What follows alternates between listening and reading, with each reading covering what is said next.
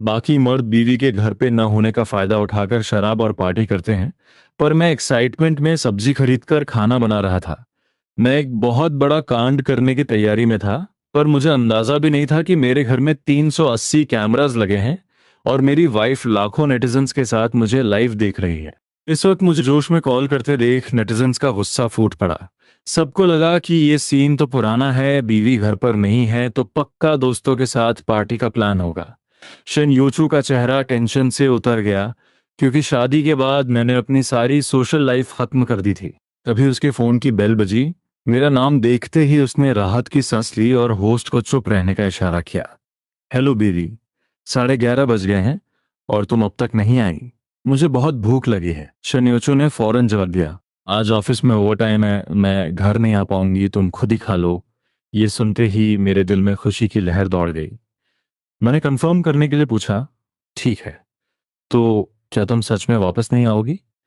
मेरा ये अजीब रिएक्शन देखकर शिन योचू अलर्ट हो गई। क्या इस बंदे के मन में सच में कुछ काला है? उसने फिर से कंफर्म किया, हाँ बहुत काम है, तुम खुद खा लो। पर मैं तब भी नहीं माना और एक बात जोड़ दी, ठीक है, पर घर आने से पहले मुझे कॉल जरूर करना। इतना बोलकर मैंने कॉल काट दिया।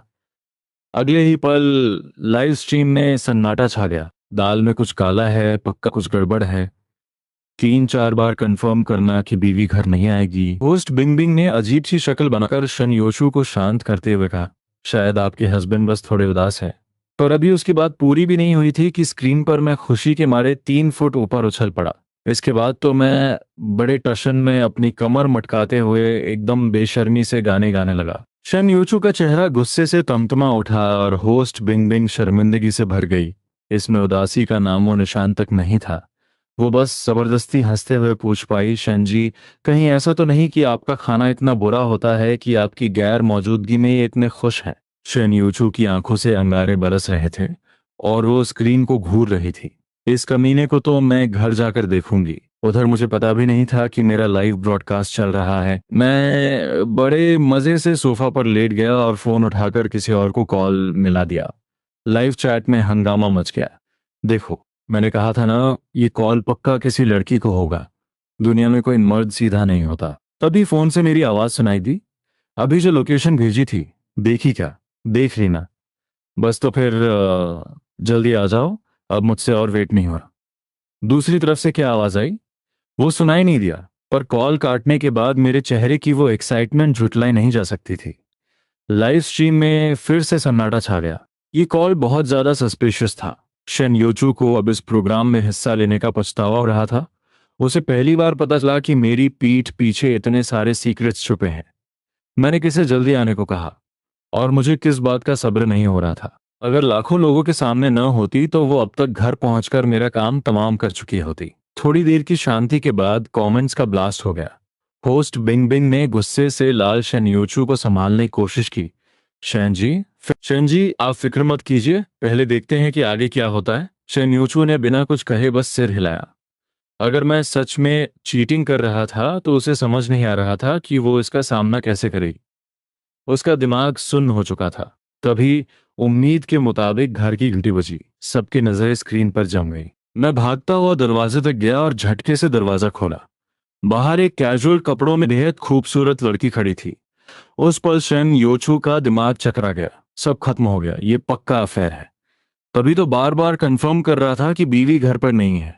नेटिजन्स ने मुझे डॉगमैन बुलाते हुए गालियों की बौछार कर दी। लाइव चैट में हर तरफ मेरे खिलाफ कमेंट्स थे और शन यूचू का चेहरा सफेद पड़ गया था। पर तभी उस सुंदर लड़की ने मुंह खोला, ये सर, ये रहे आपकी सब्जियां, टोफू और चिकन ब्रेस्ट, टोटल 73 युआन हुए। मैंने थैला पकड़ा और फटाक से स्कैन करके पेमेंट कर दी। अगर कुछ और चाहिए हो तो वी चैट कर देना, मैं चलती हूँ। वो लड़की मुड़ी और चली गई। दरवाजा बंद होते ही शन यूचू ने चैन की सांस ली। पर एक नया सवाल खड़ा हो गया, इसने सब्जियां क्यों खरीदी? 3 साल की शादी में मुझे खाना बनाना बिल्कुल नहीं आता था। होस्ट बिंग बिंग ने माहौल हल्का किया और कमेंट्स का रुख भी बदल गया। देखा, आप लोग तो खामखा शक कर रहे थे। पर तभी किसी ने सवाल उठाया, इसे कुकिंग नहीं आती तो सब्जियां क्यों नहीं? मुझे याद है शेन जी ने कहा था कि ये तो अंडा भी जला देता है। अब शेन यूचू को एक और गंभीर बात याद आई। मैंने इसे सिर्फ 50 युआन। सच सामने आ चुका था, मैं बस सब्जी खरीद रहा था। पर बिंग बिंग हंसते हुए बोली, लगता है वो आपको बहुत याद कर रहे हैं, रात के खाने की तैयारी कर रखी है ताकि आपके आने पर आप बना सकें। शिन यूशु ने सिर हिलाया।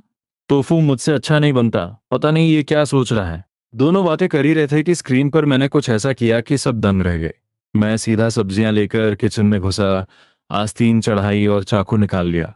क्या ये खाना बनाने जा रहा है? बिंग बिंग ने हैरानी से पूछा। शिन जी, क्या आपके हस्बैंड को कुकिंग आती है? बिल्कुल नहीं। शिन यूचू उलझन में थी। 3 साल में इसने सिर्फ अंडे जलाए हैं। बिंग बिंग ने अंदाजा लगाया, हो सकता है ये आपको सरप्राइज देने के लिए प्रैक्टिस कर रहा हो। नेटिजन्स ने भी सपोर्ट किया। कितना प्यारा इंसान है, बीवी की गैर मौजूदगी में हुनर सीख रहा है।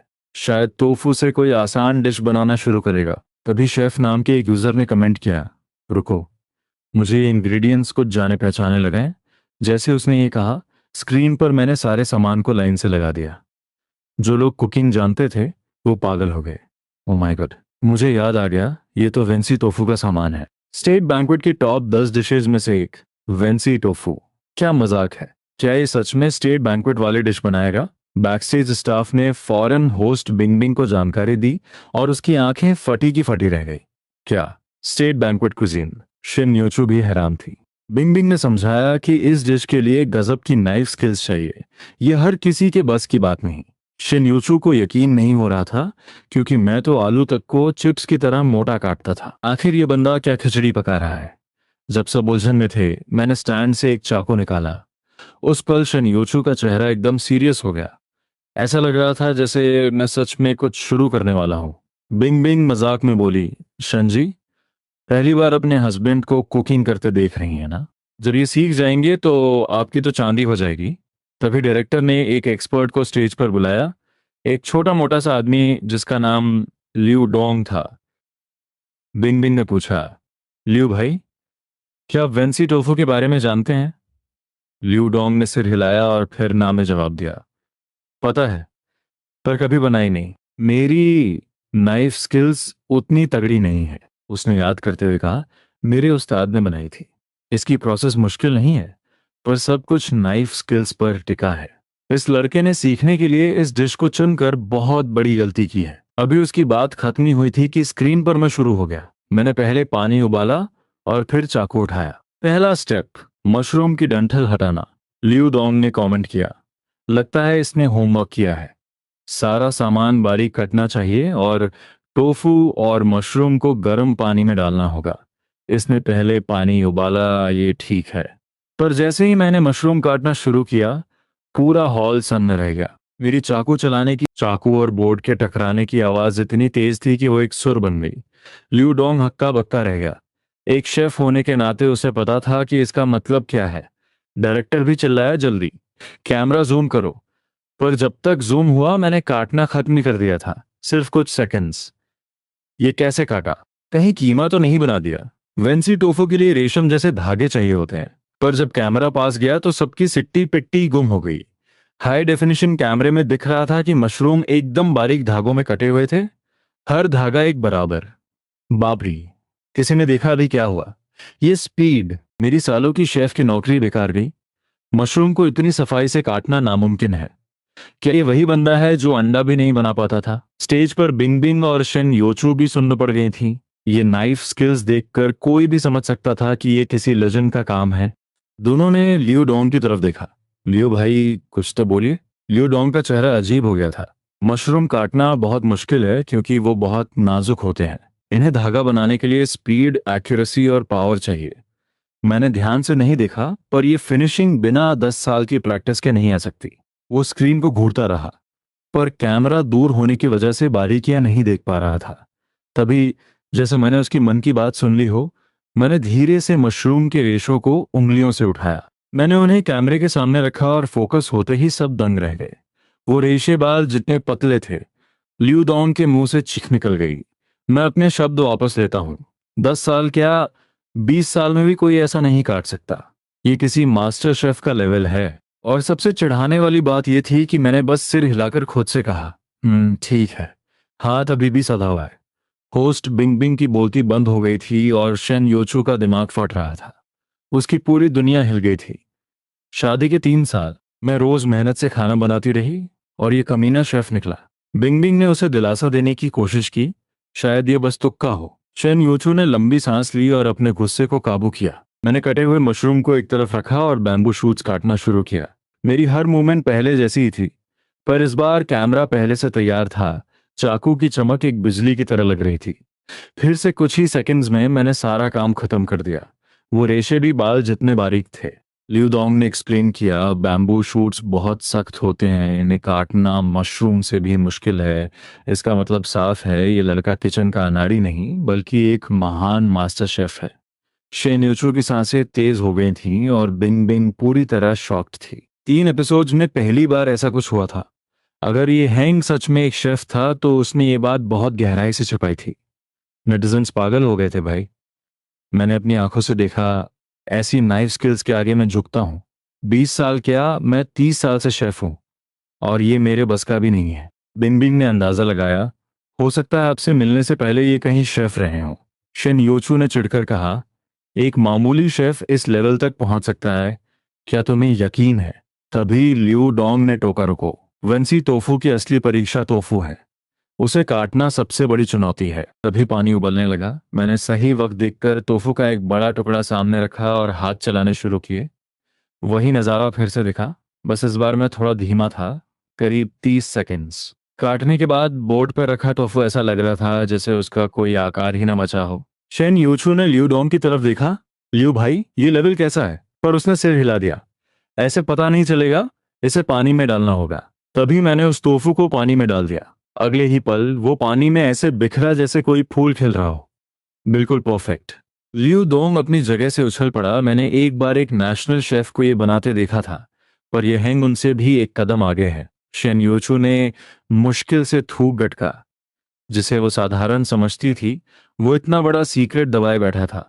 ये खाना बनाना नहीं जानता था, ये तो उस्तादों का उस्ताद था। स्टेट बैंक्वेट की वो डिश तैयार हो गई।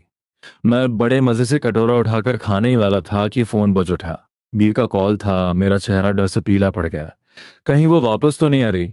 उधर स्टेज पर शन योचू फोन पकड़े हुए थी और उसकी आंखों से गुस्सा झलक रहा था। बिंग बिंग ने उसे इशारों में शांत रहने को कहा, क्योंकि ये शो 30 लाख से ज्यादा लोग देख रहे थे और इसे खराब नहीं किया जा सकता था। शन योचू ने लंबी सांस ली और कॉल किया। मैंने कुछ देर हिचकिचाने के बाद फोन उठाया।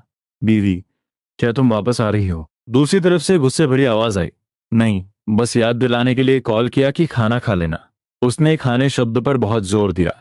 मैंने राहत की सांस ली। हाँ हाँ, खा रहा हूं। क्या खा रहे हो? शनयोचू ने पीछा नहीं छोड़ा। मेरी धड़कन बढ़ गई और मैंने झूठ बोल दिया, वो बाहर से ऑर्डर किया है। क्या ऑर्डर किया है? बस थोड़ा सा टोफू है। कौन सा टोफू? अरे वही मामूली सा होम स्टाइल टोफू। फोन की दूसरी तरफ शेन योचू का खून खौल रहा था। Home style tofu? मेरे पेट में चूहे नहीं बल्कि पूरी फौज दौड़ रही है। कौन सा restaurant Vensi tofu home delivery करता है? और उसने बात नहीं बढ़ाई और तंज कसते हुए बोली, मुझे लगा शायद तुम खुद कुछ पका रहे होगे। ये सुनते ही मेरी जान हलक में आ गई। मैं भागकर खिड़की के पास गया और बाहर झांकने लगा कि कहीं बीवी छुपकर देख तो नहीं रही। बीवी, तुम सच में ऑफिस में हो ना? हाँ, क्यों? मैंने चैन की सांस ली। अरे कुछ नहीं, मैं भला खाना कैसे बना सकता हूँ, मुझसे नहीं होता ये सब।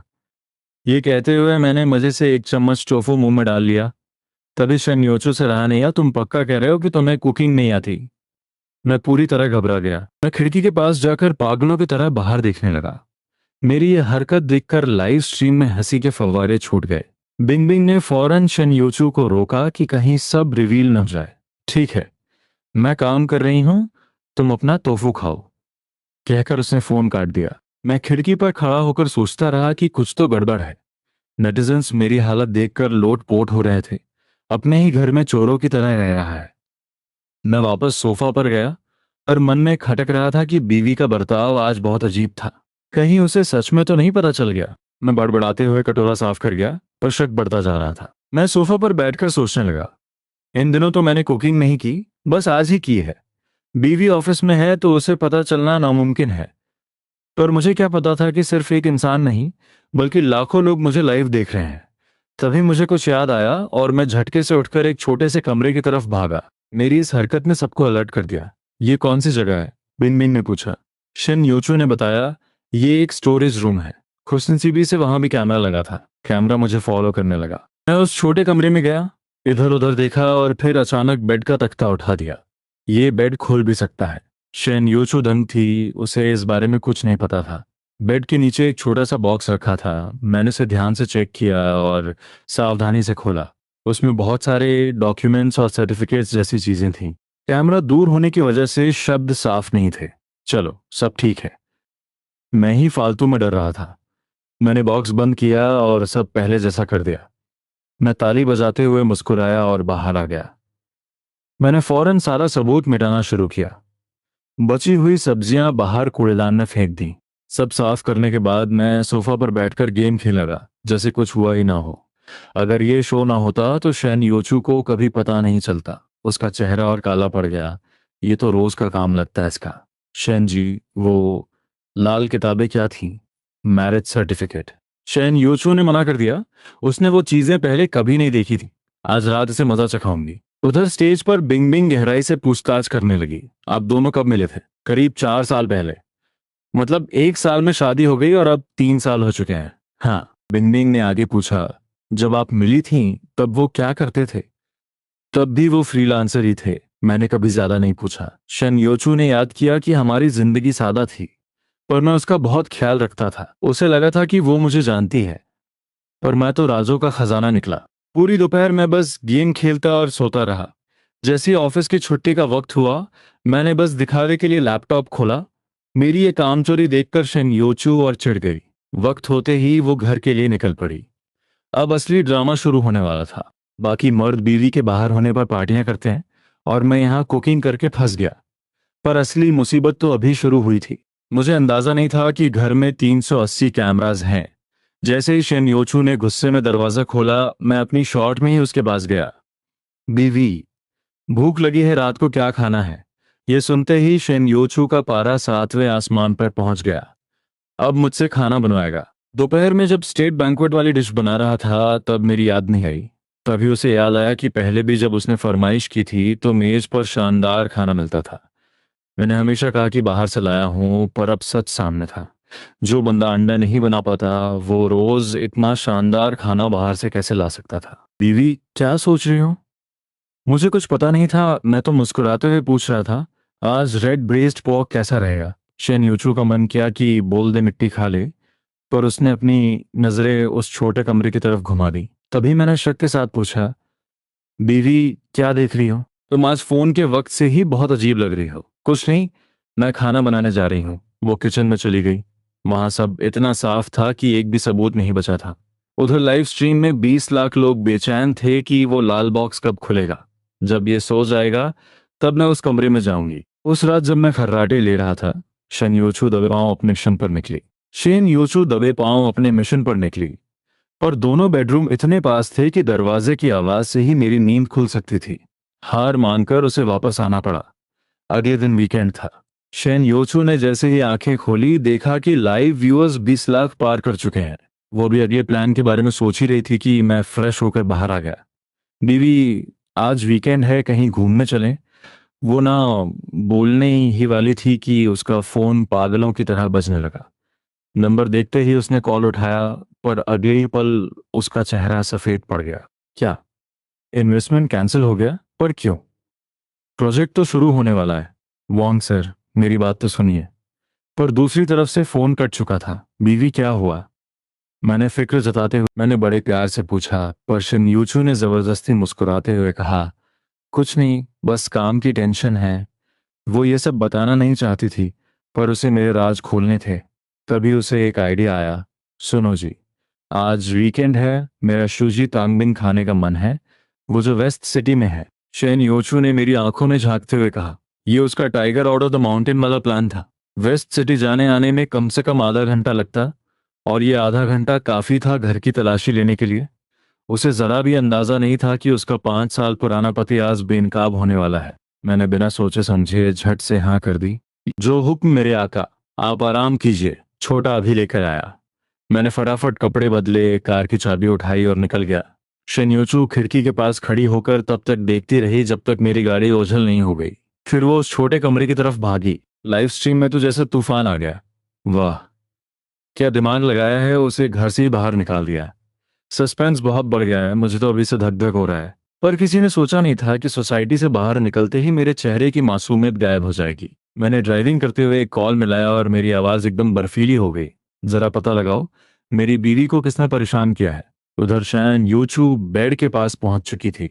शैन यूचू ने वही तरीका अपनाया जो कल मैंने किया था।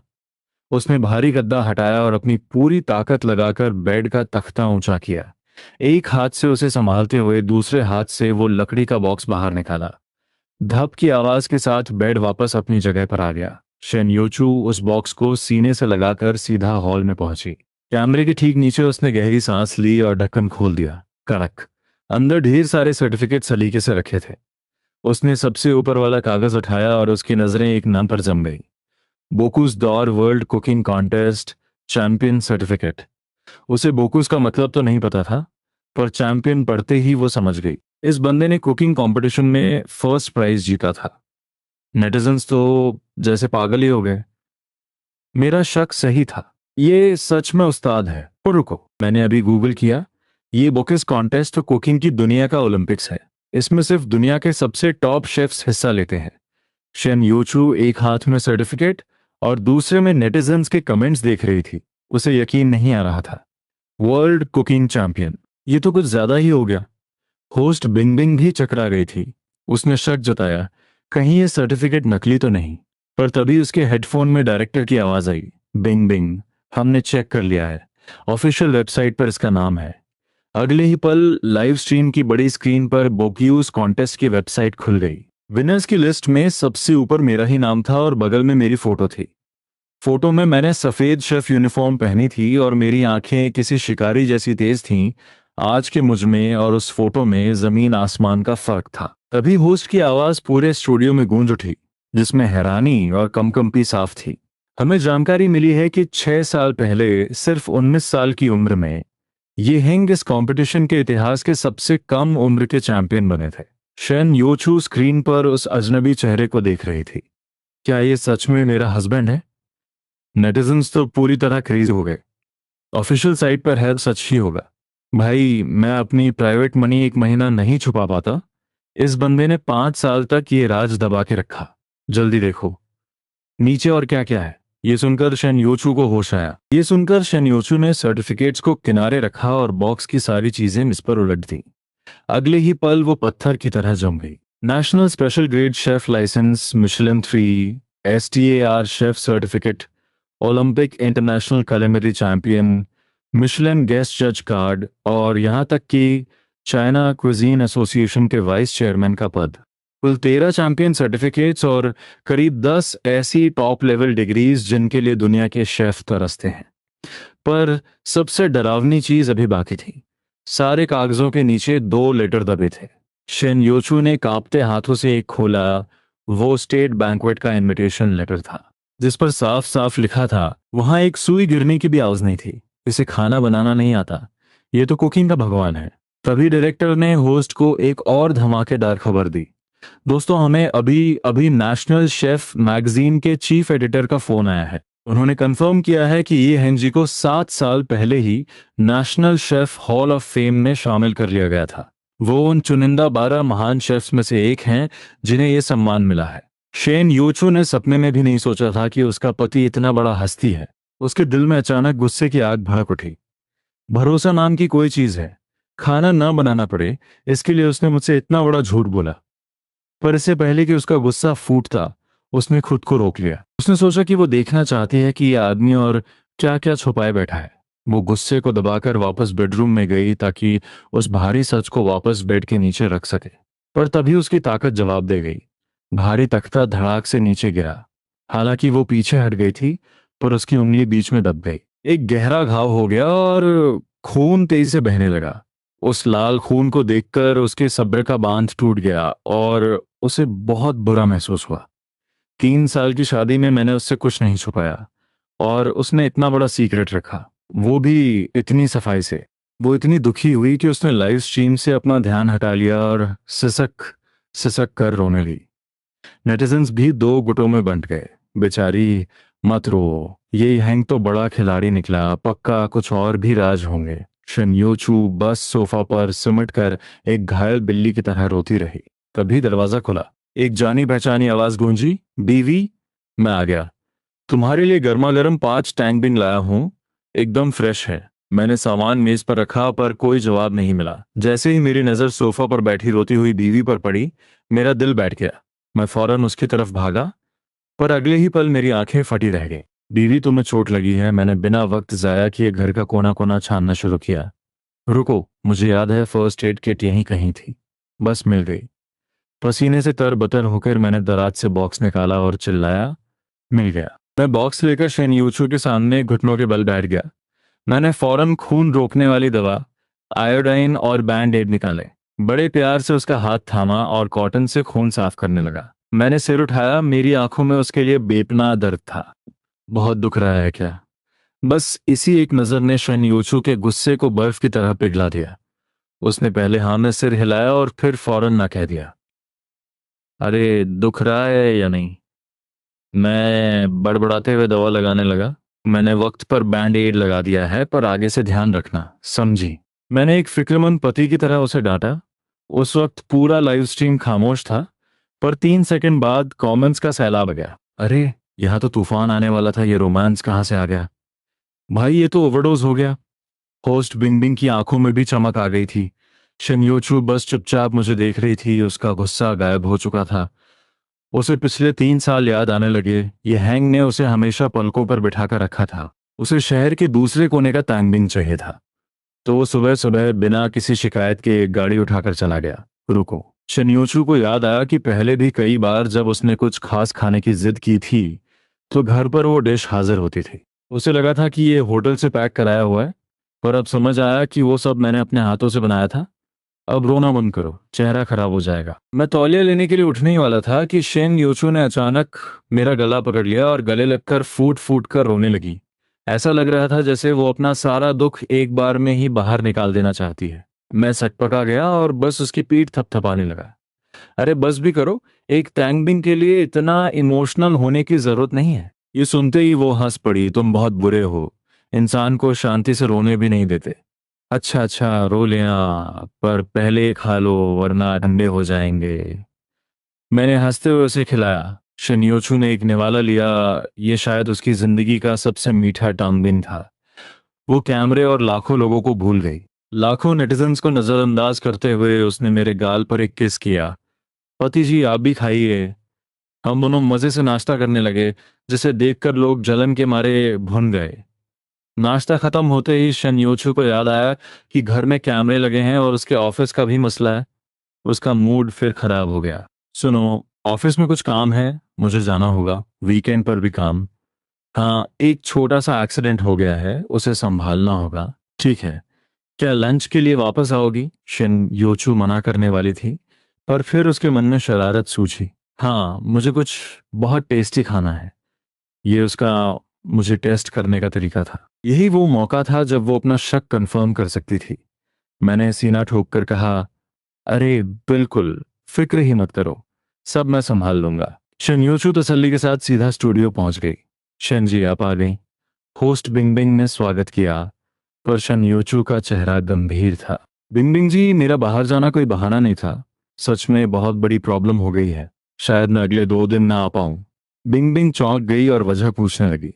शन योचू ने बताया कि जिस प्रोजेक्ट पर वो 6 महीने से मेहनत कर रही थी, उसका इन्वेस्टर भाग गया है। कंपनी को करोड़ों का नुकसान हो सकता है और वो इसकी इंचार्ज है। अगर एक हफ्ते में प्रोजेक्ट शुरू नहीं हुआ तो सब बर्बाद हो जाएगा। बिंग बिंग ने भी बात को समझा। शन जी, काम जरूरी है, आप फौरन जाइए। पर तभी स्क्रीन पर कुछ हुआ। तभी स्क्रीन पर मेरा फोन बज उठा। शन योचू ने ध्यान नहीं दिया। उसने सोच लिया था कि मेरे पास चाहे जो भी राज हो, अगर मैं उसे प्यार करता हूं तो काफी है। पर अगले ही पल जैसे ही मैंने फोन उठाया, मेरा चेहरा एकदम सख्त हो गया। पता चला क्या? फिर मैं अचानक चिल्लाया, क्या? मेरी बीवी के प्रोजेक्ट का इन्वेस्टर भाग गया। उसकी इतनी हिम्मत कि मेरी बीवी के साथ खेल खेले। बताओ, प्रोजेक्ट के लिए कितने पैसे कम पड़ रहे हैं? ये सीन देखकर स्टूडियो में सबके होश उड़ गए। होस्ट बिंग बिंग ने पलट कर देखा। शन जी, क्या आपने उन्हें ऑफिस की बात बताई थी? बिल्कुल नहीं। शन यूसु भी दम थी। कल से लाइव स्ट्रीम चालू था, मुझे ये सब कैसे पता चला? और सबसे बड़ी बात, मैं किससे बात कर रहा था? बिंग बिंग के मन में एक ख्याल आया कि आपके पति का कुकिंग के अलावा भी कोई और रूप है। एक वर्ल्ड चैंपियन का राज तो मैंने 5 साल तक छुपाया ही था, तो एक और राज होना कोई बड़ी बात नहीं थी। लाइव चैट में धमाका हो गया भाई। ये बंदा तो असली मास्टरमाइंड लग रहा है। एक वर्ल्ड क्लास शेफ ही काफी नहीं था क्या? इसके पास और कितने चेहरे हैं? स्क्रीन पर मेरा गुस्सा जारी था। तुम लोग वहां क्या घास काट रहे हो? ये सब होने कैसे दिया? मुझे नहीं पता कैसे, पर मेरी बीवी का 50 लाख का इन्वेस्टमेंट का मसला अभी के अभी सुलझना चाहिए। क्या इतनी छोटी रकम के लिए भी मुझे खुद बोलना पड़ेगा? इतना कहकर मैंने फोन पटक दिया। फोन काटते ही मेरा लहजा फिर बदल गया। अरे यार, अब मुझे खाना भी बनाना है, मेरी बीवी को कुछ अच्छा खाना है। स्टूडियो में सन्नाटा पसर गया। शेन यूचू और बिंग बिंग बस एक दूसरे का मुंह ताकती रह गईं। मेरे लिए 50 लाख मामूली रकम थी। नेटिजन्स ने तो स्मॉल अमाउंट की नई डेफिनेशन ही लिख दी। बिंग बिंग ने कांपती आवाज में कहा, शेन जी, लगता है आपके हस्बैंड ने आपकी प्रॉब्लम सॉल्व कर दी है। शेन यूचू को समझ नहीं आ रहा था कि एक फोन से इतनी बड़ी बात कैसे सुलझ सकती है। बिंग बिंग ने पूछा, आपको क्या लगता है इसके सच होने के कितने चांसेस हैं? शेन यूचू ने हिचकिचाते हुए कहा, शायद 30%। पर अभी उसकी बात पूरी भी नहीं हुई थी कि उसका फोन बज उठा। ऑफिस से फोन आते ही उसने उठाया। चिंता मत करो, मैं बस आ ही रही हूँ, मैं इन्वेस्टमेंट का जुगाड़ कर लूंगी। पर दूसरी तरफ से प्रोजेक्ट मेंबर की चीख सुनाई दी, आपको आने की जरूरत नहीं है। शन मैम, आप तो कमल है। इतनी जल्दी तीन तीन इन्वेस्टर्स ने खुद हमें कॉल किया है और हर कोई 1 करोड़ देने को तैयार है। ये तो 3 करोड़ हो गए। शन योचू का दिमाग सुन्न हो गया। उसने धीरे से सिर घुमाया और स्क्रीन पर मुझे देखा, जो अभी अभी फोन काटकर दूसरा कॉल मिला रहा था। सुनो, थोड़ा सा सामान और भेज देना। शन योचू को कुछ सुनाई नहीं दे रहा था। वो बस ये जानना चाहती थी कि ये सब हो क्या रहा है। पूरे स्टूडियो में बस उस प्रोजेक्ट मेंबर की एक्साइटेड आवाज गूंज रही थी। लाइव चैट तो पूरी तरह बेकाबू हो गया। क्या ये यांग ने किया? सिर्फ कुछ ही मिनट्स में 3 करोड़ का इन्वेस्टमेंट। इसके कॉन्टैक्ट कितने ऊंचे हैं भाई? मुझे यकीन नहीं हो रहा। पक्का ये कोई इत्तेफाक होगा। उधर फोन पे वो मेंबर अभी भी चिल्ला रहा था, मैम आप सुन रही है ना? आपने ये कैसे किया? पहले हम 50 लाख के लिए महीनों से तरस रहे थे और अब सीधे 3 करोड़। शनयोचू बस खामोश खड़ी थी। उसके मन में सवालों का बवंडर था। मुझे खुद नहीं पता कि ये कैसे हुआ। उसे लगा शायद ये कोई और बात है, पर तभी मेंबर ने एक ऐसी बात कही जिसने उसे हिलाकर रख दिया। मैम, उन तीनों इन्वेस्टर्स ने फोन उठाते ही आपका नाम लिया। जैसे ही कंफर्म हुआ कि ये आपका प्रोजेक्ट है, उन्होंने बिना सोचे इन्वेस्ट करने का फैसला कर लिया। ऐसा लग रहा था जैसे वो प्रोजेक्ट के लिए नहीं बल्कि आपके लिए आए हैं। शेन योचू ने स्क्रीन पर मुझे देखा। उसकी नजरों में एक अजीब सा एहसास था। यह सच में उसी एक फोन कॉल का नतीजा था। पर यह तो बस शुरुआत थी। प्रोजेक्ट मेंबर ने फिर से चिल्लाकर कहा, मैम, चौथा फोन आया है, वो भी 1 करोड़ देना चाहते हैं। पांचवा भी आ गया। वो कह रहे हैं कि अभी के अभी कॉन्ट्रैक्ट साइन करो और काम शुरू करो। कॉल कटने तक प्रोजेक्ट के पास 5 करोड़ का फंड जमा हो चुका था, जो कि जरूरत से 10 गुना ज्यादा था। 10 मिनट के अंदर 50 लाख की कमी से 5 करोड़ का सैलाब आ गया। पूरा लाइव स्ट्रीम हिल गया। एक फोन की ये ताकत। ये बंदा आखिर है कौन? होस्ट बिंग बिंग का दिमाग काम करना बंद कर चुका था। तभी शेन यूचू ने अचानक कहा, बिंग बिंग जी, क्या आप इन कंपनियों की डिटेल्स निकाल सकती हैं? उसने अपने फोन में आई पांचों कंपनियों के नाम दिखाए। बिंग बिंग ने फौरन डायरेक्टर से कहा, जल्दी चेक करो। डायरेक्टर ने फौरन आदेश दिया, जल्दी। केन्यांश पर चेक करो। चश्मा पहने एक मिडिल एज आदमी को फौरन बुलाया गया।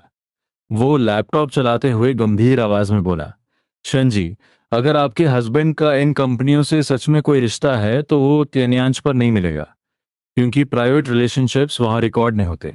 पर शन योचू की नजरें टिकी हुई थी। फिर भी एक बार चेक कीजिए। तभी फाइनेंस एक्सपर्ट जिन गुआन अचानक रुक गया, मिल गया। सबकी नजरें उसकी तरफ घूम गईं और कैमरा उस पर जूम हो गया।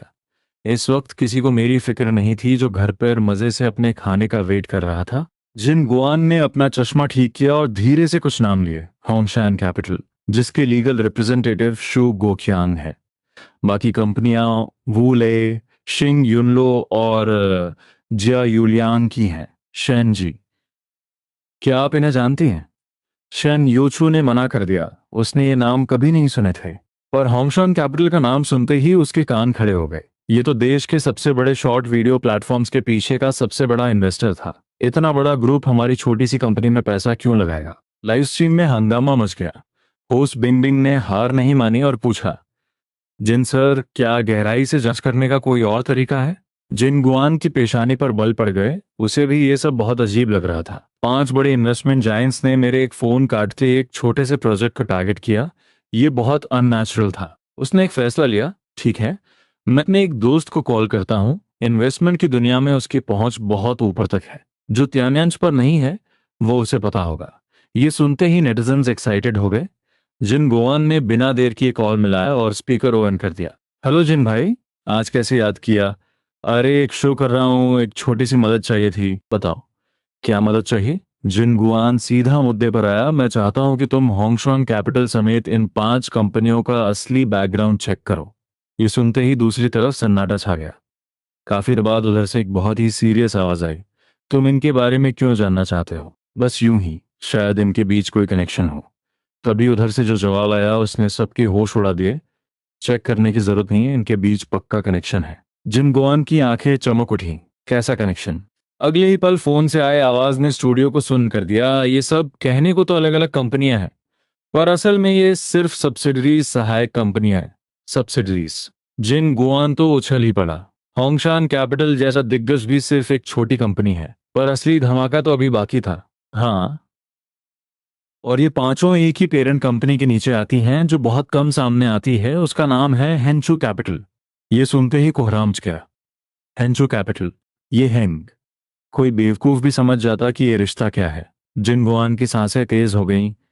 तुम्हें इसके बारे में और क्या पता है? उधर से जवाब आया, ज्यादा नहीं, वो लोग पर्दे के पीछे ही रहते हैं। पर हाँ, एक अफवाह सुनी है। हिंचू कैपिटल के पीछे जो असली मालिक है उसका नाम क्या था?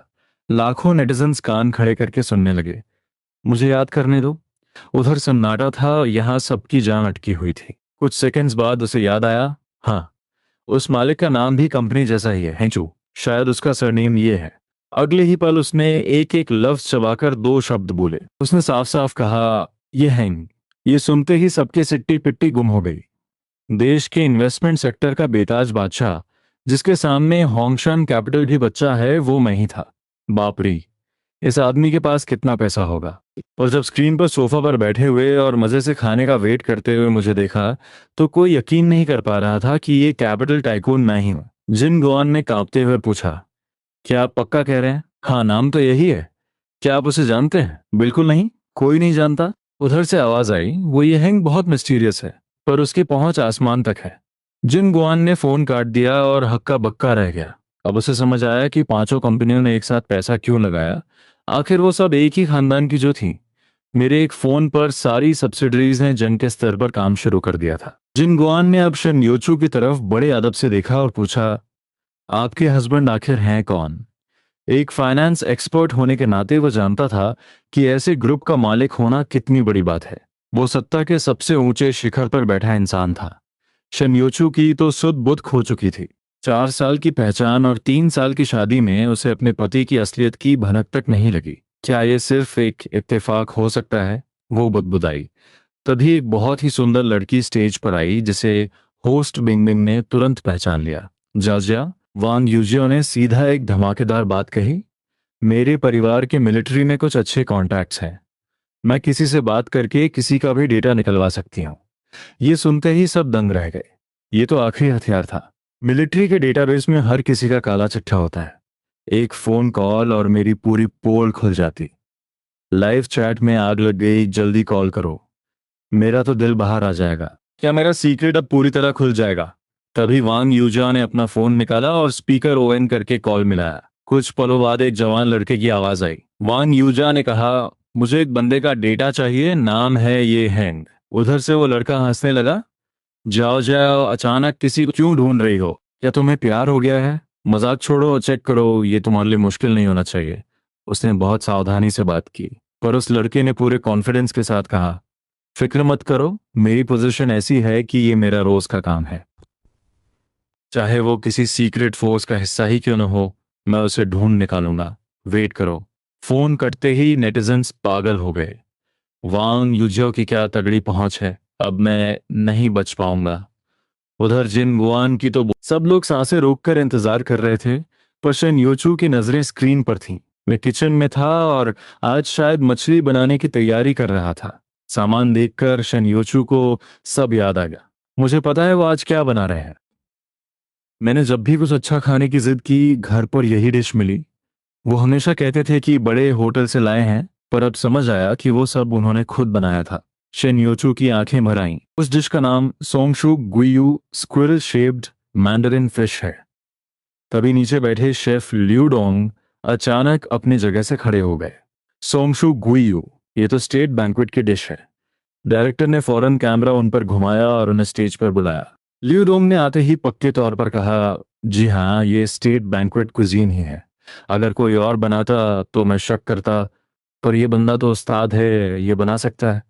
फिर उसने शेन योचू से एक ऐसा सवाल पूछा जिसे सब चौंक गए। शन जी, क्या आपके हस्बैंड जो डिशेस बनाते थे उनके कोई खास नाम थे? शेन योचू ने याद करके बताना शुरू किया। गुइहा duck, steam chicken, walnut mushrooms, shrimp with bamboo shoots, 5 spice smoked fish.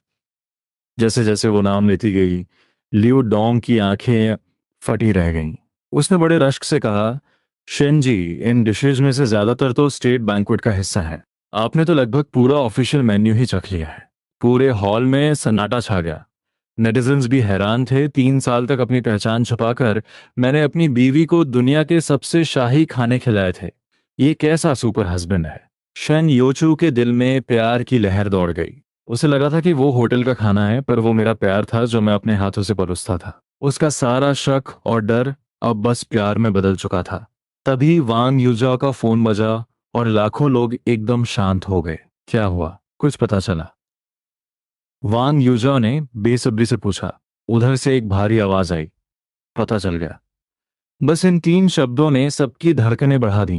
क्या ये बंदा सच में हेंचू कैपिटल का मालिक है? सब एक बड़े धमाके का वेट कर रहे थे, पर तभी वो लड़का जोर से हंसने लगा। हा हा, तुम तो खामखा इतने सीरियस हो रही थी। ये हैंग तो बस एक नॉर्मल पर्सन है, एक आम आदमी। ये कैसे हो सकता है? लाइव चैट में हंगामा हो गया। अगर ये आम आदमी है तो हेंचू कैपिटल वाला मामला क्या था? वांग यूजर को भी यकीन नहीं हुआ और उसने उसे डांटा, पहेलियां मत बुझाओ, साफ साफ बताओ। तब उसने बात घुमाई। देखो, रिकॉर्ड के हिसाब से ये इंटरनेशनल फाइनेंस एकेडमी में पढ़ा हुआ है और काफ़ी टैलेंटेड भी है, पर इसके अलावा कुछ खास नहीं है। इंटरनेशनल फाइनेंस एकेडमी, वो तो दुनिया की टॉप जगहों में से एक है। ठीक है, थैंक्स। वांग यूजिया ने मायूसी से फोन कर दिया। जब नेटिजन्स थोड़े निराश होने लगे, तब होस्ट बिंग बिंग ने एक नया पॉइंट रखा। दोस्तों, हो सकता है ये हैंग ने बस अपने किसी दोस्त की कंपनी में अपना नाम दिया हो, यानी वो सिर्फ कागजों पर मालिक हो। अक्सर बड़े बिजनेस में असली मालिक और लीगल रिप्रेजेंट। तभी स्क्रीन पर मैं दूसरी डिश बनाने लगा। मेरे हाथ में एक काली सिल्की चिकन थी और मैं बड़े मजाकिया अंदाज में उसे साफ कर रहा था। मेरी वो मस्ती देखकर लोग अपनी हंसी नहीं रोक पाए। इस बंदे में एक अलग ही बात है। ये किसी एरोगेंट बॉस जैसा तो बिल्कुल नहीं लगता। तभी वांग यूजाओ चुपके से स्टेज से चली गई। उधर लिू डोंग जैसे ही स्क्रीन के पास गया, जैसे ही मैंने उस चिकन को काटा, लिू डोंग का शरीर कांपने लगा। काला मांस, काले अंग, ये तो इंडोनेशियन सिमनी चिकन है। लिू डोंग चिल्ला पड़ा। नेटिजन्स उलझन में पड़ गए। ये क्या काला चिकन है? क्या ये खराब हो गया है? क्या इसे खा सकते हैं? होस्ट बिंग बिंग ने फौरन माइक उसकी तरफ किया। लिू डोंग ने बड़े जोश में समझाना शुरू किया। इसे इंडोनेशियन मेटल चिकन आयम समानी कहते हैं। ये दुनिया का सबसे महंगा चिकन है। इसकी खासियत देखो, ये सिर्फ काला नहीं है, बल्कि इसमें एक मेटालिक चमक है। मैंने एक बार एक करोड़पति के लिए खाना बनाते वक्त इसका एक निवाला चखा था। इसका स्वाद जन्नत जैसा होता है। ये सुनते ही लाइव स्ट्रीम में आग लग गई। मुर्गियों का लैम्बोर्गिनी, पर यह है कितना महंगा। लियो डोंग ने एक लंबी सांस ली और एक ऐसा आंकड़ा दिया कि सबके रोंगटे खड़े हो गए। अफवाह है कि इसकी कीमत 60 लाख 6 मिलियन तक जाती है। एक निवाला मतलब 10,000 रुपए। 60 लाख का चिकन। पूरा स्टूडियो सन्न रह गया। फिर कमेंट्स की बाढ़ आ गई भाई। मेरी तो पूरी औकात एक मुर्गी के पंख के बराबर भी नहीं है। इसके पास इतना महंगा चिकन कहाँ से आया? पक्का इसने करोड़ों की प्राइवेट मनी छिपाई है। पर उधर मैं बड़े आराम से गुलाबी सूर का मांस पोर्क निकाल रहा था। चाकू मेरे हाथ में बिजली की तरह चल रहा था। पलक झपकते ही मांस के पतले टुकड़े हो गए और फिर वो छोटे छोटे दानों में तब्दील हो गया। गजब की नाइफ स्किल्स। ये यांगजो लायंस हेड बनाने वाला है। ल्यूडोंग ने तारीफों के पुल बांध दिए, पर सबका ध्यान तो उस कीमती चिकन पर था। होस्ट बिंगबिंग ने मौका देखकर शिनयोचू से पूछा, शन जी, ये हैंग अपनी सारी कमाई आपको देते हैं, तो आज आपने उन्हें सब्जी के लिए कितने पैसे दिए थे? ये सवाल सुनते ही सब चौंक गए। शेन यूचू अभी भी उस 60 लाख वाली बात से सदमे थी। उसने कांपते हुए जवाब दिया, आज मैंने उसे सिर्फ 200 रुपए दिए थे। ये सुनते ही मेरी परफेक्ट हस्बैंड वाली इमेज मिट्टी में मिल गई। इसने अरबों की प्राइवेट मनी छिपाई है, बीवी बेचारी मेहनत कर रही है, और ये खुद एक अरबपति बना बैठा है। अचानक मैं परफेक्ट हस्बैंड से ओल्ड फॉक्स बन गया। शनयोचू को बहुत दुख हो रहा था। वो चाहती थी कि ये शो यहीं रुक जाए। वो नहीं चाहती थी कि सब लोग मुझे इस तरह देखें। कभी नीचे बैठा एक भारी भरकम मिडिल एज आदमी खड़ा हो गया। ये एक करोड़पति बिजनेसमैन था। रुकिए, मुझे कुछ कहना है। उसने स्टेज पर आते ही बम फोड़ दिया। मैंने भी ये चिकन खाया है। ये इतना महंगा नहीं है जितना आप कह रहे हैं। ये 60 लाख का नहीं है। उसने स्क्रीन की तरफ इशारा करते हुए पक्के तौर पे कहा, सेमानी चिकन दो तरह के होते हैं, एक पालतू पेट और एक खाने वाला मीट चिकन। ये हैंग जो इस्तेमाल कर रहा है वो मीट चिकन है, जिसकी कीमत करीब 30 से 40 हजार के बीच होती है, ज्यादा से ज्यादा 20 हजार। इस खुलासे ने सबको थोड़ी राहत दी, पर बिंग बिंग ने फौरन पॉइंट पकड़ा। शुक्रिया सर, पर 20 हजार भी 200 रुपए में नहीं आते। सही कहा, पर अपनी बीवी के लिए 20 हजार का चिकन लाना भी कोई छोटी बात नहीं है। ये पति तो लाजवाब है। नेटिजन्स का मूड फिर बदल गया। शन यूचू ने मुझे स्क्रीन पर देखा और मुस्कुराने लगी। उसे याद आया कि मैं हमेशा उसका कितना ख्याल रखता था। पर तभी स्क्रीन पर मैंने कढ़ाई चढ़ाई और एक हाथ से उसे ऐसे घुमाया कि सारा सामान हवा में 360 डिग्री घूम गया। लोग अभी मेरा हुनर देख ही रहे थे कि मैंने कढ़ाई नीचे रखी और एक फोन उठाया। मेरा चेहरा अचानक बहुत गंभीर हो गया और मैं फोन पर चिल्ला उठा, क्या तुम लोग गधे हो? इन्वेस्टमेंट में इतनी बड़ी गलती कैसे हुई? क्या तुम्हें नहीं पता कि कहीं भी पैसा लगाने से पहले चेक करना होता है? पूरा हॉल सामने रह गया। क्या ये वही सीधा साधा पति है? ये रूप तो बिल्कुल अलग था। भाई, ये तो बहुत कूल लग रहा है। मुझे तो इसके इस गुस्से से प्यार हो गया, पर असली धमाका तो अभी बाकी था। मैंने डांटने के बाद अचानक लहजा बदला। खैर, तुम लोग खुद देख लो, मुझे अपनी बीवी के लिए खाना बनाना है। इतना कहकर मैंने फोन काट दिया। बाकी मर्द बीवी के बाहर होने पर पार्टियां करते हैं, पर मैं यहाँ कुकिंग में बिजी था। तभी मैंने वी चैट पर एक वॉइस नोट भेजा, आज तुमने सब्जी गलत भेजी क्या? ये वो चिकन नहीं है जो मैंने मांगा था। क्या? सब लोग पत्थर के बुत बन गए। तभी एक लड़की की डरी हुई आवाज आई, सॉरी यहंग जी, हमसे गलती हो गई। हमने ब्लैक बोन चिकन और सैमानी चिकन को मिक्स कर दिया। हम अभी दूसरा चिकन भेजते हैं। सब देख रहे थे कि अब मैं क्या करूंगा। मैंने बस चिढ़कर सिर हिलाया, छोड़ो छोड़ो, अब इसी से काम चला लेता हूँ। अगली बार ध्यान रखना। ये सुनकर शो के लोग और नेटिजन्स दम रह गए। तभी एक्सपर्ट लियू डोंग बोला, नहीं, वो शो ऑफ नहीं कर रहा। स्टेट बैंक्वेट के लिए इंग्रेडिएंट्स का सही होना बहुत जरूरी है, वरना स्वाद बदल जाता है। ये ऐसा ही है जैसे पनीर से लाल मांस बनाना, वो स्वाद कभी नहीं आएगा। अब सबको समझ आया कि जो हमारे लिए कीमती चीज थी, वो एक उस्ताद के लिए बस एक गलत सामान था। उधर स्क्रीन पर मैंने काम शुरू कर दिया था। 2 घंटे की तैयारी और आधे घंटे की कुकिंग। जब तक शेन यूचू घर पहुंची, मेज पर शाही खाना सज चुका था। Red braised pork, lion's head, triple treasure duck. हर डिश देखकर सबके मुंह में पानी आ गया। काश मेरी शादी भी किसी शेफ से होती। बिनबिन ने बड़े रश्क से पूछा, शन जी, आपकी कुकिंग भी बहुत अच्छी होगी ना? शन यूचू ने अपना सिर खुजलाया और कहा, मैं जो बनाती हूँ वो वही खा लेते हैं, कभी शिकायत नहीं की। फिर उसने हंसते हुए बात घुमाई, अरे वो तो बस खाना बनाने से जी चुराते हैं। बस एक जुमले ने महान उस्ताद को फिर से जमीन पर लाकर खड़ा कर दिया। बिंगबिंग ने एक प्यारी सी मुस्कान के साथ आज की लाइव स्ट्रीम खत्म की, पर तभी शेन योचू ने उसे एक जबरदस्त ऑफर दिया, क्यों ना तुम आज मेरे घर चलकर हमारे साथ खाना खाओ? क्या?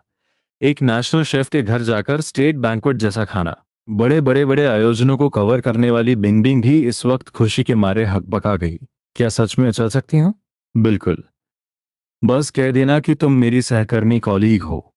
बिंगबिंग ने दिखावे के लिए थोड़ा मना किया, और फिर जोश में कैमरे की तरफ चिल्लाई, ठीक है दोस्तों, तो फिर मैं बिल्कुल शर्म नहीं करूंगी और दावत उड़ाने जा रही हूँ। नेटिजन्स तो जलकर खाक हो गए। ओ भाई, बिन बिन तुम कितनी बड़ी भुक्कड़ हो, उस शाही खाने को छोड़ दो और मुझे वहां जाने दो। दूसरी तरफ खाना बनाने के बाद मैंने न सिर्फ किचन को चमका दिया था, कूड़ा फेंकने के बाद मैंने चलते चलते अरगोतो देसी शराब की एक बोतल खरीदी। घर आकर मैंने अलमारी से दो पुराने और खूबसूरत नक्काशी वाले जाम निकाले और धीरे से शराब परोसी। फिर उन जामों को देखकर मेरे चेहरे पर जो सुकून भरी मुस्कान आई, उसने सबको चौंका दिया। बाप रे, नेशनल शेफ घर पर यह सब करता है। शौक। घर पर अकेले जान छलकाता हुआ मर्द। वजह जानकर आप भावुक हो जाएंगे। लाइव स्ट्रीम में लोग मजे लेने लगे। उधर टैक्सी में बैठी शन योचू और बिंग बिंग भी ये सब देख रही थी। मुझे एक पियक्कड़ की तरह खुश होता देख बिंग बिंग ने पूछा, क्या ये हैंग बहुत ज्यादा शराब पीते हैं? शन योचू ने बेबसी से स्क्रीन को घूरते हुए कहा, इसे पीने के बाद ये बहकी बातें करने लगता है, इसलिए मैं इसे पीने नहीं देती। बहकी बातें जैसे क्या? बिंग बिंग की उत्सुकता बढ़ गई। शन योचू याद करते हुए मुस्कुराने लगी, ये कहता है कि देश का राष्ट्रपति इसका छोटा भाई है और खुद को आज का होटो महान वैद्य बताता है। कभी कभी तो कहता है कि ये दुनिया का सबसे अमीर आदमी है। क्या? दुनिया का सबसे अमीर आदमी और महान डॉक्टर? बिंग बिंग जोर से हंस पड़ी। उसे लगा कि ये डींगे तो कुछ ज्यादा ही बड़ी हो गई हैं। उसे सपने भी यकीन नहीं था कि ये आलसी दिखने वाला आदमी सच में दुनिया हिलाने वाली हस्ती हो सकता है। बातें करते करते वे सोसाइटी के गेट पर पहुंच गईं और तभी मेरा फोन आया। बीवी, तुम कब तक आओगी? खाना ठंडा हो रहा है। मेरी आवाज में घबराहट साफ थी। शेनियोचू ने मजाक में पूछा, मुझे तो कोई डिलीवरी बॉय नहीं दिखा, खाना किसने दिया? मेरी सिट्टी पिट्टी गुम हो गई। मैंने फोन कसकर पकड़ा और झूठ बोला, अरे वो लोग सादे कपड़ों में थे, तुम जल्दी आओ। इतना बोलकर मैंने फोन पटक दिया और बिजली की रफ्तार से घर से बाहर भागा। ये नजारा देखकर नेटिजन्स हंसी के मारे लोटपोट हो गए। गेट पर फोन काटने के बाद शिनयोचू ने एक ठंडी आ भरी और बिंग बिंग को खींचते हुए घर की तरफ दौड़ी। उसे मुझसे पहले घर पहुंचना था ताकि वो मुझे रंगे हाथों पकड़ सके। पर जैसे ही उसने दरवाजा खोला, वहां कोई अफरा तफरी नहीं थी। मैं बड़े आराम से सोफे पर बैठकर टीवी देख रहा था। उन्हें देखकर मैंने बड़ी सफाई से हैरानी जताई। बीवी, तुम इतनी जल्दी आ गई? मैं शांति से बिंग बिंग के लिए पानी लाने लगा और थोड़ा शिकायत भरे लहजे में बोला, दोस्त को साथ ला रही थी तो बताया क्यों नहीं? मेहमान की खातिरदारी में कमी रह जाती तो कैसा लगता? मेडिसिन्स मेरी इस एक्टिंग को देखकर पागल हो गए। ये बंदा कितना बड़ा खिलाड़ी है। शेन योचू और बिंग बिंग को तो कमेंट्स नहीं दिख रहे थे, पर लाखों लोग मेरा खेल समझ रहे थे। पिछले 2 मिनट में मैंने जो किया था वो किसी करिश्मे से कम नहीं था। मैंने एक इम्पॉसिबल मिशन को मुमकिन कर दिखाया था। मैं भागकर नीचे गया, खाली डिब्बे टिफिन बॉक्सेस खरीदे और फिर हर डिश में से थोड़ा थोड़ा शोरबा निकालकर उन डिब्बों में ऐसे सजाया जैसे वो सच में बाहर से आए हों। मेरी वो फुर्ती और पल में जज्बात बदलना कसम से किसी ऑस्कर विनर एक्टर जैसा था। शेन योचू ने अपना बैग रखा और मुस्कुराते हुए मेज पर बैठ गई। उसने खाने की खुशबू ली और हैरानी का नाटक किया, वाह, आज तो होटल का खाना लाजवाब लग रहा है। फिर उसने एक धमाका किया, क्यों ना हम रोज ही बाहर से खाना मंगाया करें? क्या? रोज बाहर का खाना? मेरी सिट्टी पिट्टी गुम हो गई। मैंने फौरन मना किया, अरे नहीं बीवी, बाहर का खाना महंगा और सेहत के लिए बुरा होता है। तुम्हारे हाथ के खाने जैसा स्वाद कहीं नहीं है। मैंने मन ही मन सोचा, अगर रोज बाहर का मेरी घबराहट देखकर शनयोचू मन ही मन मुस्कुराई और बिंग बिंग को खाना शुरू करने को कहा। बिंग बिंग अपनी हंसी दबाते हुए बगल में बैठ गई। तभी मैंने बड़े गंभीर होकर बिंग बिंग की तरफ देखा, तो तुम यूचू की सहकर्मी हो, मिलकर अच्छा लगा। मेरी जुबान पर तो अच्छा लगा था, पर चेहरे पर शक साफ दिख रहा था। शेन योचू ने फौरन बात संभाली, ये मेरी कंपनी की नई कर्मचारी है, इसने मेरी बहुत मदद की है। मैंने समझदार होने का नाटक करते हुए सिर हिलाया। फिर मैंने जैसे ही ढक्कन हटाए, 9 शानदार स्टेट बैंक्वेट डिशेस देखकर बिंग बिंग की आंखें फटी की फटी रह गईं। सजावट और रंगत ऐसी थी कि उसके पेट में चूहे दौड़ने लगे। खाओ खाओ, मेरे कहते ही सब शुरू हो गए, पर पहला निवाला मुंह में जाते ही बिंग बिंग के मुंह से एक चीख निकल गई। हे भगवान, हम दोनों डर गए। उसने शर्मिंदा होकर सफाई दी, ये इतना स्वादिष्ट है कि मैंने अपनी पूरी जिंदगी में ऐसा खाना नहीं खाया। मैं तो रो दूंगी। मैं हंस पड़ा, मुझे लगा शायद खाने में कुछ निकल आया है। हाँ हाँ, ये होटल वाकई बहुत अच्छा है। शेन योचू ने भी साथ दिया, हाँ, अगली बार हम सीधा होटल जाकर खाएंगे, वहां और मजा आएगा। ये सुनते ही मेरे चेहरे पर हवाइयां उड़ने लगीं। अगर होटल गए तो पोल खुल जाएगी। मैं किसी तरह एक फीक मुस्कान दी। हाँ, क्यों नहीं, अगली बार जरूर चलेंगे। नेटिजन्स ये ऑकवर्ड सीन देखकर लोटपोट हो रहे थे। अगला स्टेशन, पोल खुलना। कमेंट्स की बाढ़ आ गई। उधर लाइव स्ट्रीम में लोगों की तादाद अचानक कम हो गई, क्योंकि आधे लोग तो खाना देखकर खुद खाना खाने भाग गए थे। अपनी बीवी की कामयाबी का जश्न मनाने के लिए मैंने जाम उठाया। मेरी बीवी को अब बोनस भी मिलेगा और ऑफिस में रुतबा भी बढ़ेगा, और ये मैनेजर तुम ही बनोगी। जश्न मनाते हैं। बिंग बिंग मजे से खाना ठूंस रही थी कि तभी उसका हाथ फिसला और चाक की आवाज के साथ मिट्टी के रंग का एक कप चकनाचूर हो गया। बिंग बिंग घबरा गई और झाड़ू ढूंढने लगी, पर शेन यूचू शांत रही। अरे कोई बात नहीं, बस एक कप ही तो है। सुनो जी, एक और कप ले आओ। मैं बिना कुछ कहे उठा और अलमारी से एक नया कप निकाल लाया। पर यह कप पहले वाले से बिल्कुल अलग था। सफेद संगमरमर जैसा चमकदार, और उस पर एक खूबसूरत ड्रैगन बना हुआ था। इसे देखकर बिन बिंग और भी ज्यादा शर्मिंदा हो गई। ये कप कहाँ से लिया? मैं कल दो नए लाकर दे दूंगी। नेटिजन्स ये सुनकर सिर पकड़ लिया। बहन, ये कप तुम्हारी 7 पुश्तें भी नहीं चुका पाएंगी। पर मैंने बड़े आराम से कहा, अरे छोड़ो, ये तो फुटपाथ का माल है, 1 रुपए का एक मिलता है। मैंने नए कप की तरफ इशारा किया। ये वाला थोड़ा महंगा है, 5 रुपए का, पर अब मत तोड़ना। सच तो यह था कि मुझे कप टूटने का दुख नहीं था, मुझे तो शराब का दुख था जो जमीन पर बह गई थी। शिन्यूचू ने टूटे हुए टुकड़ों को देखा और नाक सिकोड़ी। वैसे भी ये कप बहुत भद्दा था, टूट गया तो अच्छा ही हुआ। मेरा चेहरा उतर गया। भद्दा? ये दुनिया के सबसे कीमती कपों में से एक था। उधर शो के स्टूडियो में अब बिंग बिंग की जगह एक नई होस्ट यूए आ गई थी। यूए ने आते ही ज्ञान बांटना शुरू किया। कप टूटने पर उनका बर्ताव बताता है कि वे कितने बड़े दिल वाले हैं। खाने की मेज पर ही इंसान की असली पहचान होती है। ये सुनते ही नेटिजन्स भड़क गए। हमें लेक्चर नहीं चाहिए, बिंग बिंग को वापस लाओ। कमेंट्स में विद्रोह हो गया। डायरेक्टर की हालत खराब हो गई और उसने यूए को हटाने का फैसला किया। तभी पीछे से एक स्टाफ मेंबर चिल्लाया, अरे वो मिट्टी वाला कप कोई मामूली चीज नहीं लग रही। ये बात सीधा लाइव ब्रॉडकास्ट हो गई। क्या मामूली नहीं है? एक टूटा हुआ कप क्या कोई अजूबा है? मजाक है क्या? कोई असली प्राचीन एंटीक कप में शराब थोड़ी पिएगा। पर तभी कुछ लोग बोले, अरे ये हैंग स्टेट बैंक्वेट का शेफ है, उसके घर की चीजें कीमती हो सकती हैं। डायरेक्टर ने मौका भांप लिया और एक एक्सपर्ट को स्टेज पर बुलाया। एक अधेड़ उम्र का आदमी आया जो बारीकियां देख सकता था। उसे गहरी सांस ली और बोला, दोस्तों, वो कप जो अभी टूटा वो यान वांग पोर्सलिन का हिस्सा है। इसे 1952 में पहली बार बनाया गया था और ये दुनिया भर के संग्रहकर्ताओं कलेक्टर्स की जान है।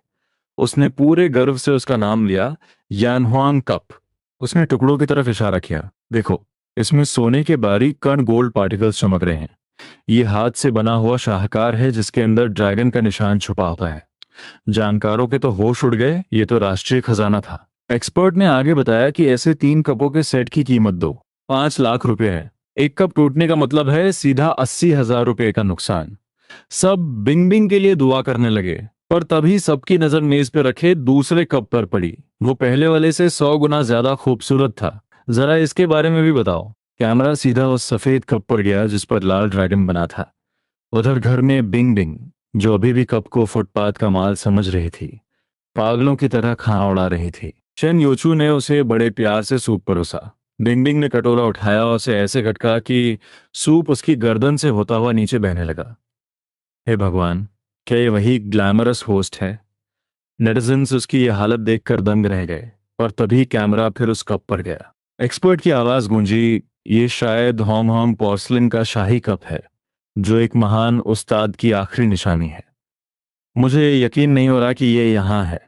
सब लोग चिल्लाने लगे, इसकी कीमत क्या है? एक्सपर्ट ने ठंडी आ भरी। एक बार किसी ने इसके लिए 3 लाख की बोली लगाई थी, पर किसी ने इसे बेचा नहीं।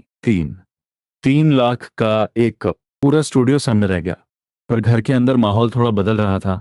पेट भरने के बाद शन योचू ने अचानक कहा, आज बहुत अजीब बात हुई। अचानक बड़ी बड़ी कंपनियां हमारे प्रोजेक्ट में पैसा लगाने आ गई।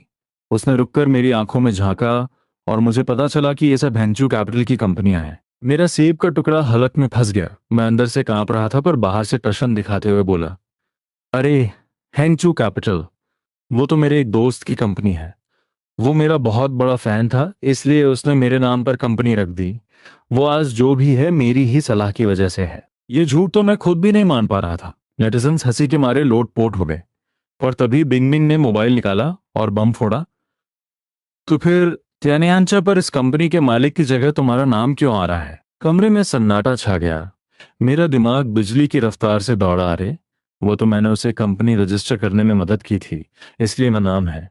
मेरे पास तो सिर्फ 1% शेयर है। शेनयोचू को यकीन हो गया। उसने कांपते हुए पूछा, क्या सच में तुम्हारे पास 1% शेयर है? नेटिजन्स ने फौरन गूगल करना शुरू किया। जल्दी देखो, हेंचू कैपिटल की वैल्यू कितनी है। करोड़ों लोग लाइव देख। अगले ही पल एक आंकड़ा सामने आया, 3,000 अरब 300 बिलियन। बाप रे! 1% का मतलब हुआ सीधा 30 अरब। एक फाइनेंस एक्सपर्ट ने समझाया कि असली कीमत कुछ करोड़ तो होगी ही, पर कुछ करोड़ भी एक आम आदमी के लिए पूरी जिंदगी काफी है। ये प्राइवेट मनी नहीं, ये तो छुपा हुआ अरबपति है। अब समझ आया कि उसे 80,000 के कप के टूटने का दुख क्यों नहीं हुआ। शिन यूचू का सिर चकरा गया। उसने अपना हाथ आगे बढ़ाया और चिल्लाई, कहाँ है शेयर के कागज? मुझे दिखाओ। पर मैं उसके पास गया और धीरे से बोला, वो 1% शेयर तो मैंने दान कर दिए उन्हीं कंपनियों को जो आज तुम्हारे पास इन्वेस्टमेंट लेकर आई। ये सुनते ही जैसे बिजली गिर गई हो। बिंग बिंग तो बेहोश होते होते बची। करोड़ों रुपए के शेयर दान कर दिए। ये बंदा कितना बड़ा लुटाऊ है। शेन योचू के आंसू निकल आए। वो करोड़ों रुपए थे। अगर थोड़े भी बचा लेते तो हमारी जिंदगी संवर जाती। पर वो शेयर तो शादी से पहले ही दिए जा चुके थे। नेटिजन्स को अब समझ आया कि मेरे एक फोन पर कंपनियां क्यों भागी चली आई। करोड़ों का फायदा जो हुआ था। पर तभी बिंग बिंग ने पूछा, तो क्या बदले में उन्होंने आपको कुछ नहीं दिया? सबकी नजरें मुझ पर टिक। शेन यूचू ने भी अपनी सांसें रोक ली। मैंने थोड़ा सोचा और सिर हिलाया। हाँ, बहुत कुछ दिया। ये शराब पीने वाला कप शाओ वांग ने दिया था। किचन का चाकू शाओ जांग ने दिया। और वो अचार का मटका शाओली ने दिया था। क्या सिर्फ ये कचरा? शेन योचू गुस्से में खड़े हो गई। करोड़ों के बदले सिर्फ चाकू और कप? ये तो सरासर बेवकूफी थी। पर मैंने मासूमियत से कहा, हाँ, इतना काफी तो है। बिंग बिंग भी हैरान थी कि करोड़ों के बदले किचन का सामान, ये क्या पागलपन है। शनयूचू पागलों की तरह किचन में भागी। और जब वो चाकू और मटका लेकर आई तो उसका चेहरा देखने लायक था। इस चाकू को मैं रोज इस्तेमाल करती हूँ और इस मटके में आज ही मैंने अचार डाला है। ये चीजें करोड़ों की हैं। कैमरा सीधा उन चीजों पर गया। चाकू बहुत ही तेज था और उस पर मेरा नाम खुदा था। मटका भी बहुत ही चिकना और अनोखा था। नेटिजन्स ने मजे लिए। कमीने दोस्तों ने इसे चूना लगा दिया। सिर्फ कप वाला दोस्त थोड़ा शरीफ निकला। एक्सपर्ट ने उन चीजों को देखा पर सिर हिला दिया। मुझे ये समझ नहीं आ रहा, इतना कहकर वो चला गया। तभी डायरेक्टर ने घोषणा की, जो इन चीजों की असलियत बताएगा उसकी पगार 20% बढ़ जाएगी। किसी की हिम्मत नहीं हुई। आखिरकार डायरेक्टर ने खुद एक बड़े एंटीक एक्सपर्ट को कॉल मिलाया। होस्ट यूएवे वापस आई और बड़े अदब से बोली, दोस्तों, हमारे साथ जुड़ रहे हैं देश के सबसे बड़े एक्सपर्ट वांग जिनयान, जिन्हें गोल्डन आई कहा जाता है। वीडियो कॉल पर एक बुजुर्ग आदमी दिखा। उनकी एक झलक ही काफी थी किसी भी चीज को पहचानने के लिए। जैसे ही उनकी नजर उस अचार के मटके पर पड़ी, वे ऐसे जम गए जैसे बिजली का झटका लगा हो। सबके बोलने से पहले ही वो चिल्लाए, ये तो पक्का नकली फेक है। नकली? नेटिजन्स हंसने लगे। अरे, मटका भी असली नकली होता है क्या? सब मजे ले रहे थे। और होस्ट सीईओ को गुस्सा आया। वांग सर, जरा विस्तार से बताइए, हमने आपको बहुत पैसे दिए हैं। वांग जिन्यान ने लंबी सांस ली और जो कहा उसने सबके रोंगटे खड़े कर दिए। मैं इसे नकली इसलिए कह रहा हूं क्योंकि ये मटका और चाकू मैंने पहले देखे हैं। ये 1,000 साल पहले शाही उस्ताद को दिए गए जादुई औजार थे। इस मटके का अचार कभी खराब नहीं होता और स्वाद को बढ़ा देता है। चाकू आसमानी लोहे मेटेराइट आयरन से बना है जो किसी भी चीज को मक्खन की तरह काट सकता है। उन्होंने बड़े दावे से कहा, मेरे गुरु कहते थे कि ये चीजें सदियों पहले खो चुकी हैं। अगर ये सच में असली हैं तो इनकी कीमत कम से कम 30 लाख है। 30 लाख! सब दंग रह गए। पर चूंकि ये चीजें खो चुकी थीं, इसलिए उन्होंने इसे नकली मान लिया। उन्हें लगा कि मेरे जैसा इंसान इसे कहां से लाएगा। वांग जिनयान ने फोन काट दिया। उधर घर में बिंग बिंग ने अचानक पूछा, ये भाई, तुम जो नॉवेल लिख रहे हो वो किस बारे में है? मैंने बड़े गर्व से कहा, ये लोगों के जख्मों को भरने वाली एक हीलिंग कहानी है। और शिन यूचू ने हैरानी से कहा, पर मुझे तो याद है कि तुम कुछ और ही लिख रहे थे। मैंने जैसे ही अपना राइटर अकाउंट खोला, सबके होश उड़ गए। मेरा आईडी था हैंग हैंग पूजे। और सबसे बड़ी बात यह थी कि मैंने 11 दिनों से कुछ लिखा ही नहीं था। नेटिजन्स हंसने लगे, लो ये तो आलसी लेखक निकला। पर तभी एक मशहूर लेखक चंशी ने लाइव स्ट्रीम ज्वाइन की। मेरा नाम देखते ही उसे कुछ याद आया, ये नाम मैंने कहीं देखा है। उसने फौरन रीडिंग ऐप खोला और मेरा नाम सर्च किया। वहां एक कहानी मिली जो सिर्फ 20,000 शब्दों की थी, पर उसके फॉलोअर्स लाखों में थे। ये तो किसी बड़े लेखक से भी ज्यादा है। तभी उसे याद आया, अरे ये तो वही किताब है जिसकी चर्चा हमारे टॉप ऑथर्स ग्रुप में हो रही थी। उस ग्रुप में सिर्फ 8 बड़े लेखक थे और वे सब इस नए लेखक की तारीफ कर रहे थे। मजे मजे में इलाज नाम की एक कहानी आजकल हर लेखक की जुबान पर थी। चेंशी सन्न रह गया, इतने बड़े लेखक एक नए बंदे की तारीफ कर रहे हैं। उसने उत्सुकता में कहानी पढ़ना शुरू किया। पहले वो उलझन में था, पर आधे घंटे के अंदर वो पूरी तरह उसमें डूब गया। इस कहानी में तो जादू है। उधर घर में बिंगडिंग और शन योचू अभी भी मजाक उड़ा रहे थे कि ये तो बहुत कॉमेडी कहानी है। मैं मुस्कुराया। मैं तो चाहता ही था कि लोग इसे पढ़कर खुश हों। पर जैसे ही नेटिजन्स ने इसे पढ़ा, कमेंट्स का रुख बदल गया। ये बहुत अच्छी और हंसाने वाली कहानी है। पर कुछ लोग बोले, हंसाने वाली? मुझे तो इसे पढ़कर बहुत दुख हो रहा है। ये तो दिल चीर देने वाली कहानी है। पूरा लाइव स्ट्रीम 2 हिस्सों में बट गया। किसी को हंसी आ रही थी तो कोई रो रहा था। ये कोई कहानी नहीं, ये तो इंसानियत का नग्न सच है। तभी मेरे फोन पर नोटिफिकेशंस की बाढ़ आ गई। 10,000 गिफ्ट्स, 50,000 नए फॉलोअर्स। मैं सन्न रह गया। रे, ये मेरा छोटा सा अकाउंट था, इतने लोग कहाँ से आ गए? मुझे क्या पता था कि मेरे बगल में बैठी बिंग बिंग और शन योचू ही मुझे पैसे भेज रही थी। बिंग बिंग ने कप के बदले 100 रुपए भेजे और शन योचू ने 1,400 रुपए, ताकि टैक्स कटने के बाद मुझे पूरे 520 आई लव यू का प्रतीक रुपए मिले। पर असली धमाका अभी बाकी था। न सिर्फ बड़े लेखक मुझे तोहफे भेज रहे थे, बल्कि पुराने रीडर्स को कुछ अजीब लगा। ये लिखने का अंदाज जहाँ पहचाना लग रहा है। तभी एक कमेंट आया जिसने सबके रोंगटे खड़े कर दिए। दोस्तों, क्या आपने आई केम फ्रॉम हेल कहानी पढ़ी है? ये सुनते ही इंटरनेट पर धमाका हो गया। वो बरसों पुरानी एक कालजयी रचना थी जिसका लेखक यूए शेन रातों रात गायब हो गया था। लोगों ने गौर किया कि मेरा अंदाज उस महान लेखक से 80% मिलता है। क्या ये हैंग ही वो गायब हुआ यूएस शेन है? ये खबर पूरे इंटरनेट पर फैल गई। लाखों लोग लाइव स्ट्रीम में घुस आए। जब उन्होंने मेरा जवान चेहरा देखा तो वे यकीन नहीं कर पाए। ऑनलाइन नॉवेल की दुनिया का भगवान, इतना जवान। अगर मैं सच में यूएस शेन था तो मैं कोई इंसान नहीं बल्कि एक अजूबा था। क्योंकि जब वो कहानी आई थी तब मैं सिर्फ एक 6 साल का रहा होऊंगा।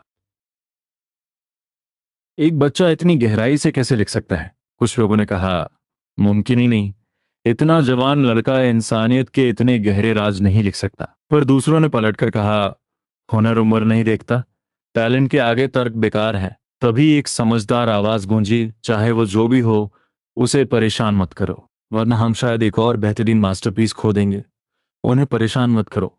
ये सुनते ही बेचैन रीडर्स एकदम शांत हो गए। उन्होंने अपनी छानबीन करने की इच्छा को काबू में किया और बस खामोश रहकर लाइव स्ट्रीम देखते रहे। मुझसे मिलने और मुझे जानने की उनकी जिज्ञासा अब 7वें आसमान पर थी। वहीं दूसरी तरफ सोसाइटी के गेट पर बिंग बिंग मुस्कुराते हुए हम दोनों से विदा ले रही थी। आज न सिर्फ उसने अपना काम पूरा किया था, बल्कि उसे स्टेट बैंक्वेट लेवल का खाना चखने का मौका भी मिला। बस एक छोटी सी बात हुई थी कि उससे कांच का गिलास टूट गया था, पर उसने 100 रुपये देकर उसका हर्जाना भर दिया था। बिंबिंग को भेजने के बाद मैं और शन यूचू सोसाइटी में टहलने लगे। तभी उसने अचानक पूछा, पति जी, क्या आप मुझसे कुछ छुपा रहे हैं? ये सवाल सुनते ही मेरे दिल में बिजली सी कौंधी, पर मैंने खुद को संभाला। बीवी को छोटे छोटे सीक्रेट्स रखने की कोई ना कोई वजह होती है। अगर तुम जानना चाहोगी तो मैं सब बता दूंगा। पर शन यूच उसे लगा कि जब तक ये हैंग का प्यार उसके लिए नहीं बदलता, तब तक बाकी कुछ भी मायने नहीं रखता। पर हमें क्या पता था कि इस वक्त लाइव स्ट्रीम में बवाल मचा हुआ है। चूंकि मेन हीरो यानी मैं काफी देर से स्क्रीन पर नहीं आया था, तो बोरियत के मारे नेटिजन्स ने फालतू की बातें करना और एक दूसरे से लड़ना शुरू कर दिया। शो के डायरेक्टर की हालत खराब हो गई। यू है, जल्दी से कोई ऐड डालो। अगले ही पल होस्ट यू की मीठी आवाज गूंजी, you love me, I love you, mixer ice cream and tea. Screen के सामने बैठे लोग जोर जोर से हंसने लगे। अरे, फिर से मुझे मिक्सर पिलाने का चक्कर है क्या? होस्ट, तुम बहुत चालाक हो। अचानक सब मजे लेने लगे।